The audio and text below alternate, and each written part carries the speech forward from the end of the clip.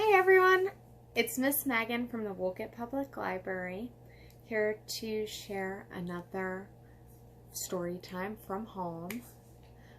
I hope everybody's doing well and enjoying the beautiful spring weather we've been having.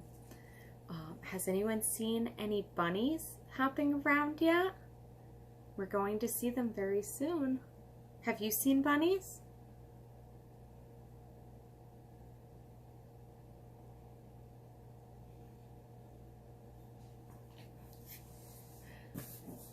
Well, if you haven't seen them, you're probably going to see them pretty soon.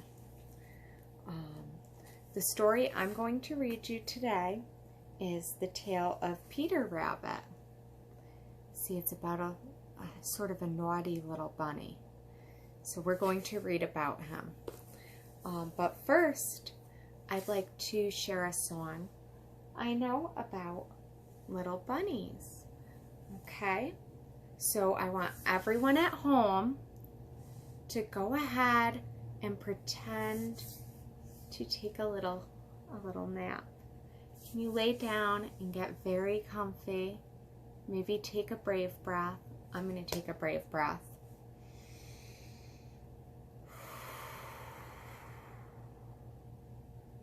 All right, let's see. Now you're all little bunnies taking a nap. Make sure everybody's pretending to sleep, okay? We're going to sing a little song.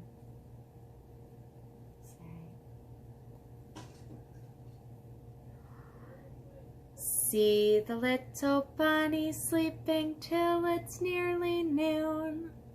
Come, shall we wake them up with a merry tune? Oh, so still are they ill? Wake up, little bunnies. Okay, wake up, everyone. Wake up. Hop, little bunnies, hop, hop, hop. Hop, hop, hop. Hop, hop, hop. Hop, little bunnies, hop, hop, hop. Hop, hop, hop. Hop, hop, hop. One more time.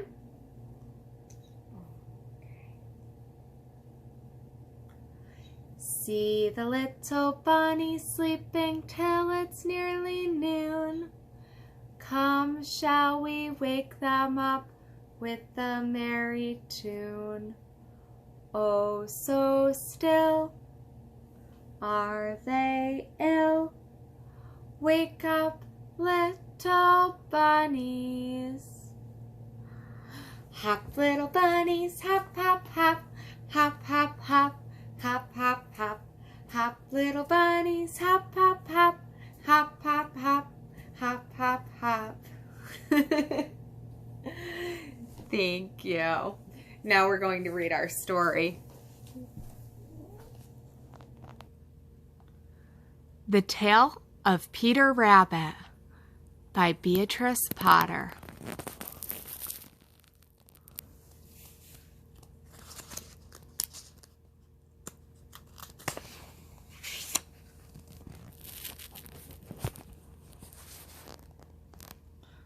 Once upon a time, there were 4 little rabbits, and their names were Flopsy, Mopsy, Cottontail, and Peter.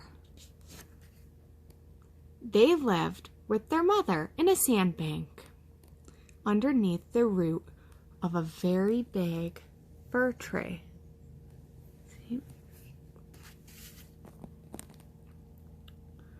Now, my dears, said old Mrs. Rabbit one morning, you may go into the fields or down the lane, but don't go into Mr. Mcgregor's garden. Your father had an accident there. He was put in a pie by Mrs. Mcgregor. Now run along and don't get into mischief. I'm going out. Okay, so they're being told go out and play, but don't go into the cabbage field.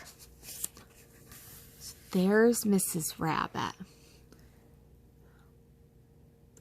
Then old Mrs. Rabbit took a basket and her umbrella and went through the wood to the baker's.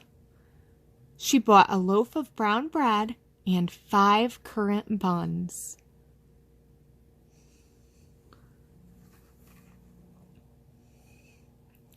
Flopsy, Mopsy, and Cottontail, who were good little bunnies, went down the lane to gather blackberries. But Peter, who was very naughty, ran straight away to Mr. Mcgregor's garden and squeezed under the gate.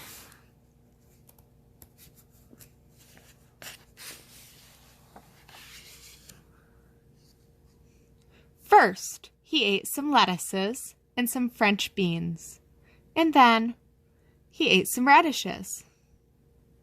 And then, feeling rather sick, he went to look for some parsley. Uh-oh.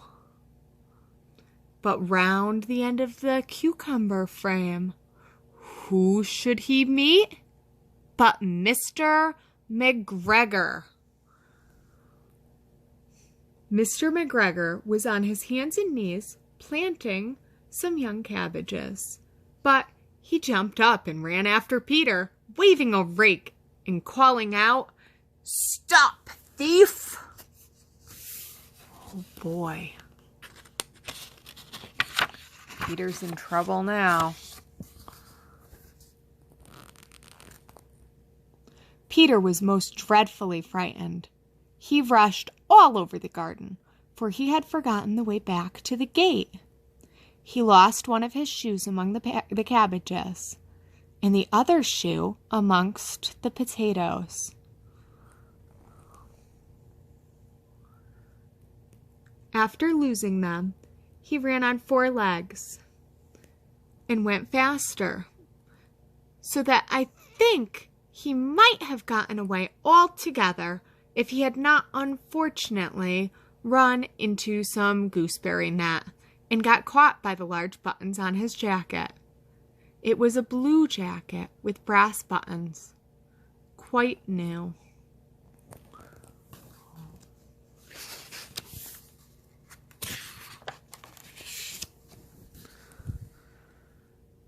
Peter gave himself up for lost and shed big tears, but his sobs were overheard by some friendly sparrows who flew to him in great excitement and implored him to exert himself.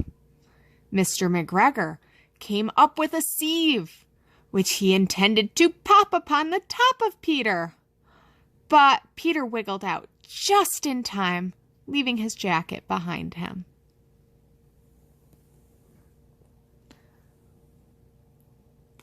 And rushed into the tool shed and jumped into a can. It would have been a beautiful thing to hide in if it had not had so much water in it. Mr. Mcgregor was quite sure that Peter was somewhere in the tool shed, perhaps hidden under a flower pot. He began to turn them over carefully, looking under each. Uh-oh.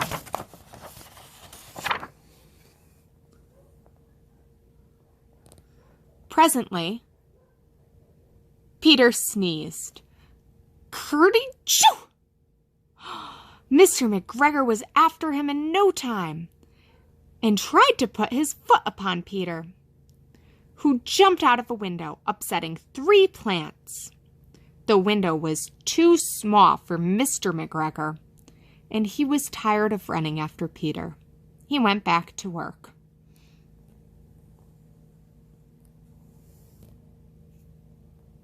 Peter sat down to rest. He was out of breath and trembling with fright, and he had not the least idea which way to go. Also, he was very damp from sitting in that can.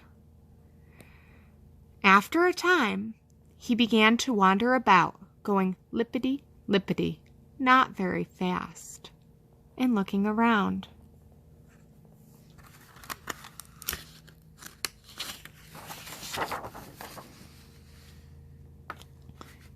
found a door in the wall, but it was locked, and there was no room for a fat little rabbit to squeeze underneath. An old mouse was running in and out over the stone door step, carrying peas and beans to her family in the wood. Peter asked her the way to the gate, but she had such a large pea in her mouth that she could not answer. She only shook her head at him. Peter began to cry. Oh, poor Peter. See that little tear?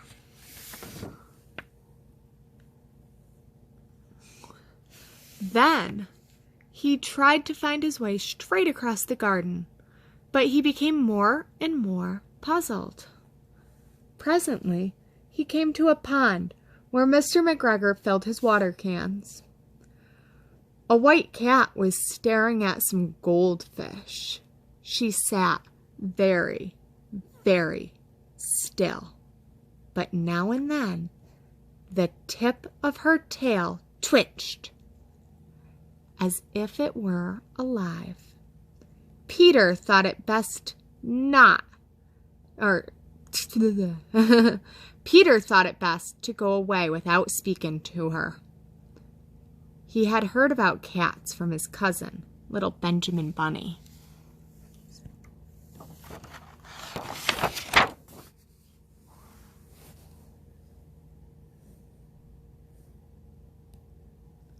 He went back toward the tool shed, but suddenly, quite close to him, he heard the noise of a hoe. Scritch, scratch, scritch, scratch, scritch. Peter scuttered underneath the bushes, but presently, as nothing happened, he came out and climbed upon a wheelbarrow and peeped over. The first thing he saw was Mr. Mcgregor hoeing onions. His back was turned towards Peter, but beyond him was the gate. Oh, see the gate back there? Peter got down very quietly off the wheelbarrow and started running as fast as he could go along a straight walk behind some black currant bushes. Mr. Mcgregor caught sight of him at the corner, but Peter didn't care. He slipped underneath the gate and was safe at last in the wood outside the garden.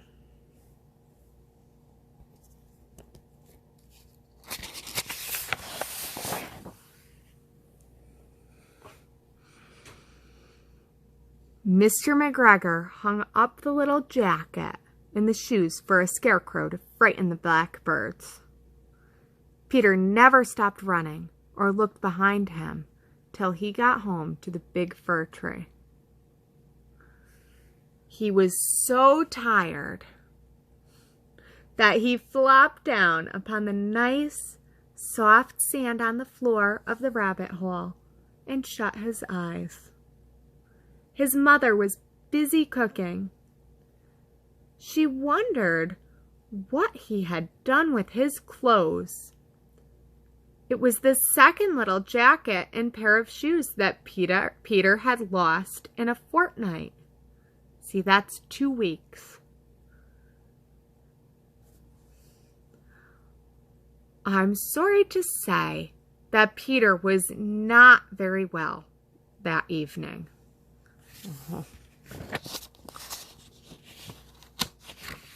A lot of excitement, huh? Oh, and there's his sisters. There are his sisters. His mother put him to bed and made some chamomile tea, and she gave a dose of it to Peter. 1 tablespoonful to be taken at bedtime. But Flopsy, Mopsy, and Cottontail had bread and milk and blackberries for supper. The end. I hope you guys have enjoyed our bunny story time. I hope you guys have lots of fun. I hope you see some bunnies soon out in your yard. Some of you might be celebrating a holiday this weekend involving a bunny. And if you are, I hope you enjoy that. I'll see you guys next Wednesday.